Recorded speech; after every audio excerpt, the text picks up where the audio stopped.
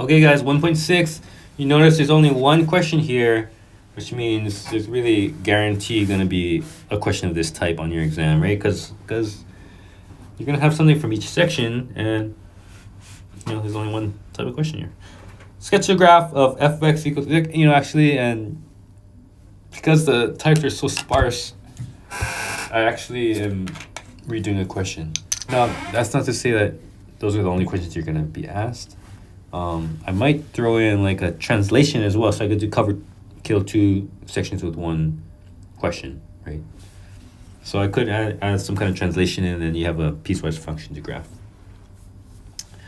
Okay, so what are we graphing here? We're graphing the step function, greatest integer function, for x is less than 1, and then the cube root function.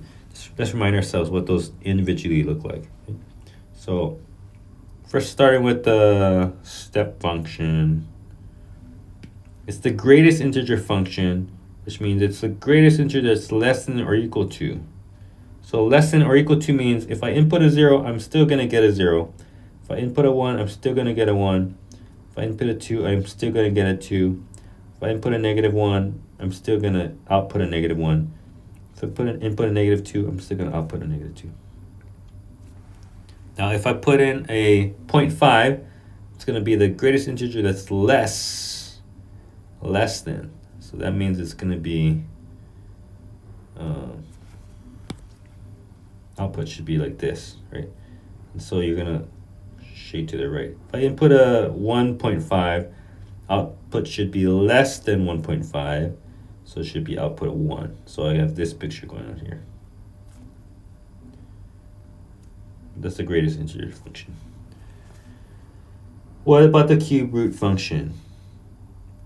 Cube root function, one of our good old friends, starts right here in the origins. Cube root of 0 is 0. Cube root of 1 is positive 1. Cube root of -1 is -1. Cube root of 8 is 2. 1, 2, 3, 4, 5, 6, 7, 8. Cube root of that is 2. And the cube root of -8 is -2. So -1, 2, 3, 4, 5, 6, 7, 8. -2. 1, 2, like this. And so we get the cube root function looks something like this. That was a terrible sketch, but something like this. Kind of curves like that. You know why it's bad? Because this dot was pretty far off. It should be higher. Something like this. Yeah, that looks a little better.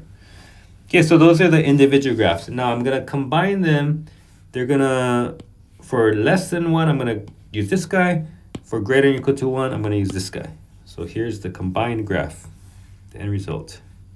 Take all this and move it out. Oops.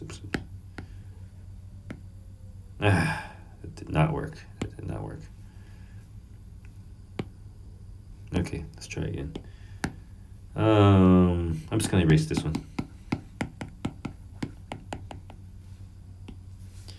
Start again. Okay, so here's the final result I'm about to graph.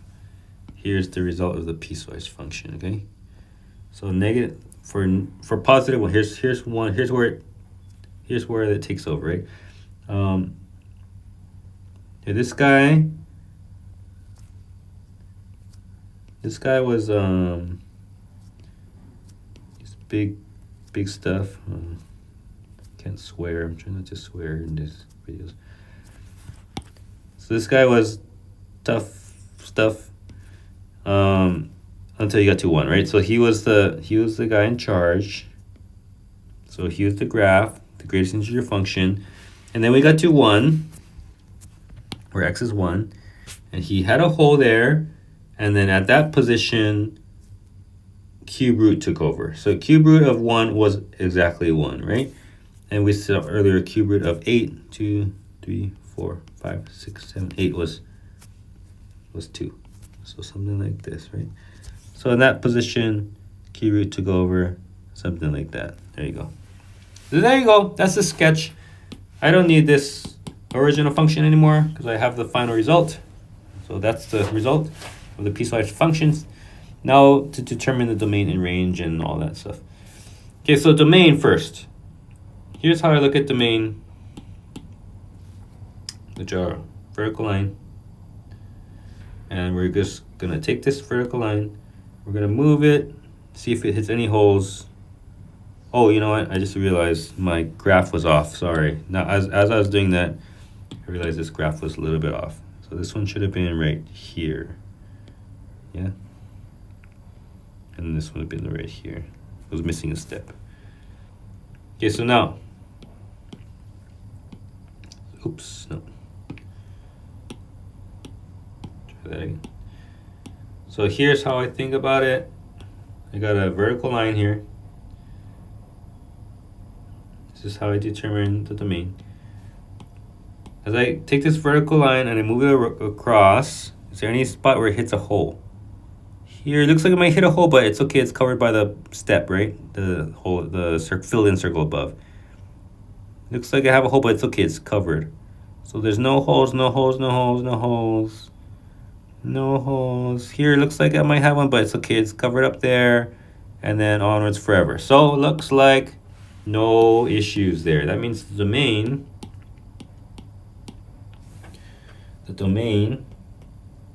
is all real numbers. Negative infinity to positive infinity. What about the range? So same idea. This time I'm going to go from bottom to top.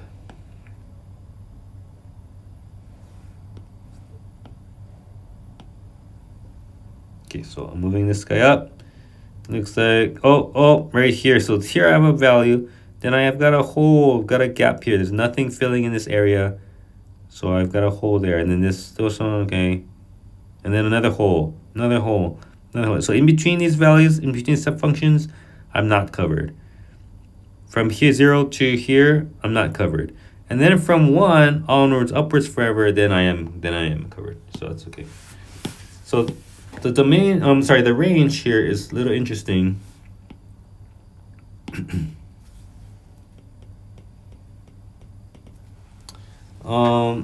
The way I'm gonna write this one, shucks, I'm trying to think of the most efficient way because we haven't learned how to write things really with set building notation. So I'm gonna think of it.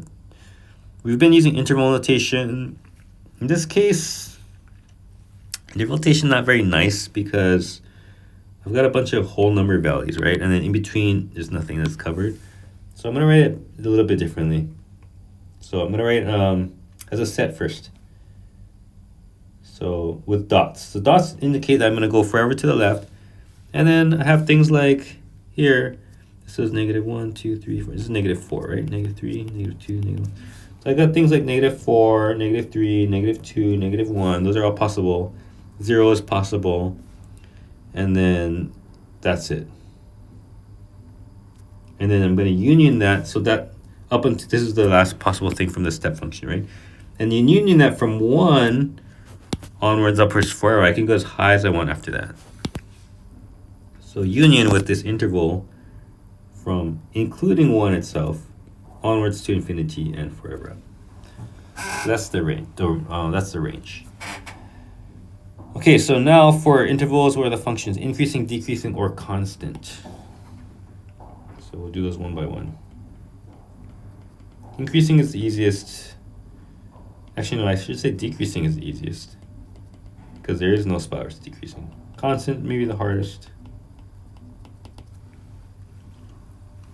Okay, intervals where you're increasing, well, from this position where x is 1 and then onwards forever, right? So that one is going to be from 1 forever. And we always include, open parentheses because you can't be increasing to the left of that one, right? The spot where you start increasing, you start like infinitesimally close to that, but it's not exactly at that spot. So increasing from 1 with the open parentheses there towards infinity. Decreasing never, that was an easy one. Never going, as you read from left to right, never going down.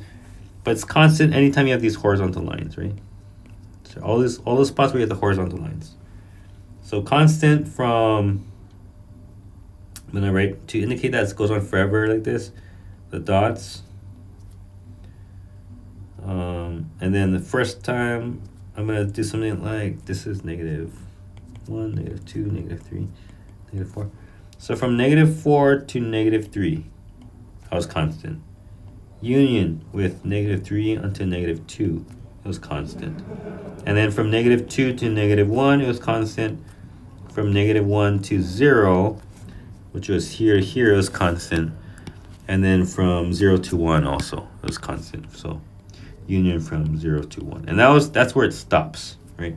So there's no dots on that side because it was happening forever in this direction, downwards, but because it's a piecewise function, at this point position onwards, it was no longer, I no longer have those constant intervals. Okay, so that's that.